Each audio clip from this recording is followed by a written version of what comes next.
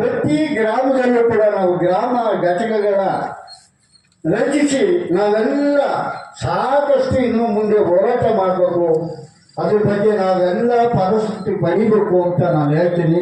ನಾನು ತಾಲೂಕುಗಳ ಸಂಘದ ತಾಲೂಕು ಅಖಂಡ ಕರ್ನಾಟಕ ರಾಜ್ಯ ಘಟಕದ ಅಧ್ಯಕ್ಷನಾಗಿರ್ತೀನಿ.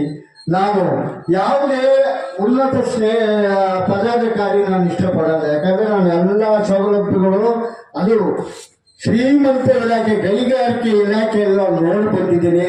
ನಾನು ತಾಲೂಕು ಮಟ್ಟದಲ್ಲಿ ಕೂಡ ಸೇವೆ ಮಾಡೋದಕ್ಕೆ ಇನ್ನೂ ಕೂಡ ಮುಂದಿನ ದಿನಗಳಲ್ಲಿ ಹೆಚ್ಚು ಇಷ್ಟಪಡ್ತೀನಿ. ತಮ್ಮನ್ನೆಲ್ಲ ನೋಡಿ ತಮ್ಮ ಆಸಕ್ತಿ ವಹಿಸಿ ನಮ್ಮ ಜೊತೆಗೆ ನೀವೆಲ್ಲ ಸೇರಿ ಈ ದಿನ ನಮ್ಮ ಜೊತೆಗೆ ಇರೋದ್ರಿಂದ ನನಗೆ ಬಹಳ ಸಂತೋಷ ಆಗಿದೆ. ನನ್ನ ಮುಂದಿನ ಹಲವಾರು ರಾಜ್ಯ ನಾಯಕರು ಜಿಲ್ಲಾ ನಾಯಕರು ಮಾತಾಡೋರಿದ್ದಾರೆ. ನಾನು ಸ್ವಲ್ಪ ಯಾಕೋ ಉದ್ದೇಶವಾಗಿ ಕೆಲವು ಮಾತುಗಳು ಆಡಬೇಕು ಅಂತ ಅನಿಸ್ತು.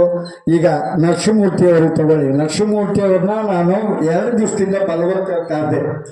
3 ಲಕ್ಷ ಗಿಡ ರೈತರಿಗೆ